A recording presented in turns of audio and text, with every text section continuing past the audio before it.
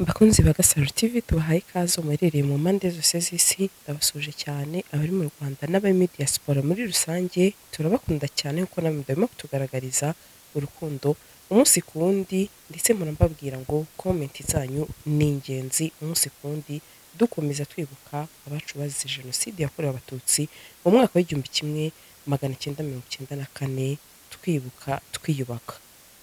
Kuri uyu munsi rero mbazaniye inkuru, n'ubundi navuga yuko ari inkuru abantu benshi bari bategereje, aho turi hano ku rukiko rw'ibanze rwa Nyamirambo. Nimvuga ku rukiko benshi baraza kwibaza ati ese byagenze bite, cyangwa se noneho Gasaro yagiye gukora iki ku rukiko. Kuri uyu munsi tariki ya 14 turi ku munsi wo kuwa gatanu ku bari hano mu gihugu cyacu cy'u Rwanda, nibwo umugabo witwa Sebanani Eric aragiye kuzanwa hano imbere y'urukiko kuburana ku ifunga n'ifungurwa ry'agateganyo. Nimvuga gutyo uyu mugabo benshi barahita bamwibuka, nimvuga izina Sebanani Eric cyangwa se umugabo uzwi nka Kazungu. Navuga yuko rero ni ibintu byari bimaze ukwezi bibaye, ndetse aho benshi bakomeje kwibaza ati se urubanza rw'uyu mugabo ruzaba ryari, aho benshi bakomeje gushaka yuko rwanabera mu ruhame, ariko reka mvuge ngo amategeko yacu y'u Rwanda aduhitiramo igikwiye. Uyu mugabo aho benshi bari bakomeje gutegereza igihe azagerezwa imbere y'urukiko, ari nacyo natwe cyatuzanye hano kureba ese biragenda bite, ese araburana iki, aho umuntu n'ubundi icyakoze akagwa, reka mvuge ngo ni nko kugwa mu cyuho, n'ubundi biba navuga gute, si nko kurushya inzego cyangwa se nko kurushya inkiko, ariko n'ubundi reka mvuge ngo nta kundi, reka dutegereze ikiri buze kuza kuvamo. Abantu rero n'urujya n'uruza n'abantu benshi cyane bagiye batandukanye, urabona yuko nabo mu muryango w'uyu nyakwigendera nabo bahaje ari benshi, urabona ni agahinda n'ubundi ko gusubiza, navuga imbaraga nke cyangwa se umubabaro n'agahinda k'umuryango w'uyu mudamu Suzanne. Nimvuga gutya rero benshi barahita bibaza ati se Sandra uyu muntu ari kutubwira twaba tumwibuka. Reka nsubire inyuma gato cyane. Ku itariki 7 z'ukwezi kwa gatatu nibwo umugabo witwa Sebanani Eric, ndetse uyu mugabo azwi nka Kazungu, niryo zina abantu benshi bamumenyeho cyangwa se yarazwi nka Kazungu, nibwo yakoze igikorwa navuga cy'ubunyamaswa, cyangwa se yakoze ibidakoreka, reka nkoresha iryo jambo, cyane ko burya iyo ufashe umugore mwabyaranye akakurera akaguhekera hanyuma ukamufata ukamwica umuciye umutwe, navuga yuko uba uri inyamaswa uburenze, ndetse navuga ko uburenze inyamaswa njyewe mbura icyo nkwita. Niyo mpamvu rero nsubiye inyuma gato cyane kugira ngo mbibutse uyu mugabo, aho uno mu mama witwa Suzanne cyangwa se wari uzwi nka mama Ange yasize abana 3 ndetse n'undi mwana umwe witwa Ange, kugira ngo murabizi yari yarabyaye mbere yuko abana n'uyu Kazungu. Benshi rero bakomeje kwibaza igihe urubanza rw'iyi nkoramaraso cyangwa se inkoramahano ruzabera. Reka mbabwire ngo n'ubundi nka Gasaro TV turahabaye, ni kuri uyu munsi tariki ya 15, ndetse ni mu kanya gato ku isaha ya 3 nibwo ruri butangire. Turaza kumva ese Kazungu noneho ko byagaragaye cyangwa se ko hari ibimenyetso bihari by'uko yishuye umugore we, ndetse aho abana be barebaga, ngira ngo murabyibuka ubuhamya batanze, aho umubaho bakoreraga mu rugo cyangwa se umukozi nawe yarahibereye, biba aho abaturanyi bari bahari. Uyu mugabo araza kuza kuburana asaba iki, cyangwa se araza kuburana avuga iki?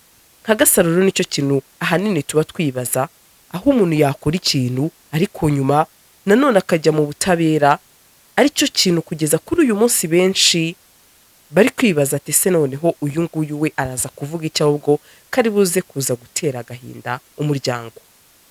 Ngira ngo rero benshi n'ubundi baraza kumenya amakuru kuri uyu mugabo, ese araza kuvuga iki, araza kwiregura gute, uretse ko navuga ngo ni nko kuburana, reka mvuge ngo wikiza, kuko uyu nguyu rwose abaturage bararakaye cyane, haturetse kuba wakorera uyu muntu nk'ibyo nawe yakoreye uno mudamu nyakwigendera Suzanne. Ariko reka mvuge ngo turi mu gihugu cy'ubutabera ndetse turi mu gihugu navuga cy'umutekano, aho bigoye cyane ko umuturage agomba kwihorera, kandi koko nta nubwo bikwiye, nta nubwo ari nabyo, nta nubwo ariyo nzira irambye. Reka mvuge rero mukomeze mudukurikire nka Gasaro TV, turakomeza tubagezaho update umunsi ku wundi. Haje abantu benshi cyane bagiye batandukanye, abaturanye n'uyu mubyeyi, abavandimwe ba nyakwigendera Suzanne, ndetse n'abandi benshi bakoranaga, cyane ko ngira ngo murabyibuka ko aba bombi bari abacuruzi mu mujyi wa Kigali, aho bari bafite cosmetique cyangwa se nakoresha iriya jambo mu kinyarwanda, navuga ibikoresho ubwo by'ubwiza, ubwo muri makeya niko niryo jambo nakoresha. Rero benshi ni nacyo kintu kuri ubu bari kwibaza, bahaje umuryango ati se uyu nguyu araza kuvuga iki, ese ubu ngubu koko araza kubihakana, reka nkoreshe n'iryo jambo koko, cyane ko burya iyo umuntu yageze mu rukiko nawe aba yahinduye n'indi myitwarire cyangwa se indi mico. Ngira ngo n'ubundi mu minsi yashize murabizi twakurikiranye urubanza rwa Shanitah, nawe n'ubundi waburanye cyangwa se reka mvuge ngo wasabye ubujurire, nawe ubwo yari yishe umugabo we afatanyije na basaza be, nawe aho uyu munsi ari gusaba ko yagabanyirizwa ibihano. Ukibaza ni gute ko umuntu yica undi ndetse akamwica urupfu rw'agashinyaguro rubi ari umugabo we, yarangiza ngo ngabanyirizwe ibihano? Si ubu n'uyu kazungu kweri cyangwa se Rike araza kwifuza kuba yagabanyirizwa ibihano, cyangwa se araza kuba yahakana cyangwa se yavuga ko hari impamvu yamuteye ko yakica umugore? Reka mvuge ngo impamvu yose yaba ihari, nta mpamvu n'imwe yo kuba uwo mwashakanye wamwambura ubuzima, kuko hari inzira nyinshi, zaba iz'amategeko, zaba iz'imiryango, ndetse inzira irambye ni yuko ubona byanze mwatandukana. Rero ngira ngo uyu mudamu nanone yashyinguwe ku itariki ya 10 z'ukwezi kwa gatatu, aho abana be basigaranye, reka mvuge ngo agahinda gakomeye, kandi koko birumvikana umubyeyi wese wabyaye arabyumva, ndetse aho kuri uyu munsi aba bana baba kwa musaza wa nyakwigendera Suzanne. Navuga yuko noneho kugeza uyu munsi nka Gasaro twagiye dukora follow up, nubwo tutabazanye kuri kamera, ariko abana navuga ntawe umenyera ikibi, baraho gake gakeya bizagenda biza, bari kwa musaza uno mudamu ari we nyakwigendera Suzanne. Ni kuri reka mbabwire ngo nka Gasaro turahabaye, dukomeze dukurikirane uru rubanza, ese biraza kugenda bite, ikiba cyose turaza kukibagezaho. Ndetse mbibutsa yuko nyakwigendera Suzanne yari afite imyaka 34 y'amavuko. Ngira ngo murabyumva ko yari umugore ukiri muto cyane, ndetse abo bakoranye bose barakubwira, navuga ubudasabwe cyangwa se ubudasanzwe, ati yari umudamu ubona yuko yaba afite ibibazo rwose atapfa kubikwereka, akwereke ikimurimo, atari naho benshi twatunguwe no kuba byari bigeze hariya yicwa, ariko ntacyo tuzi. Reka mbabwire ngo mukomeze mukurikirane Gasaro TV, umunota ku wundi turaza kubagezaho update cyangwa se icyaje kuvamo muri uru rubanza.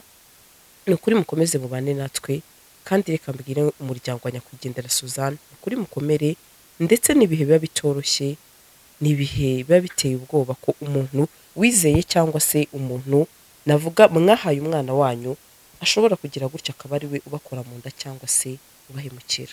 Reka mvuge ngo ni ukuri Suzanne akomeze aruhuke mu mahoro, ndetse mu kanya ukomeze dukurikirane hano turi ku rukiko rw'ibanze rwa Nyamirambo, amakuru yandi tuza kukuzanira, byagenze bite, ese yaburanye ate, niki yasabye, mbese akanya ko kandi turakugezaho amakuru.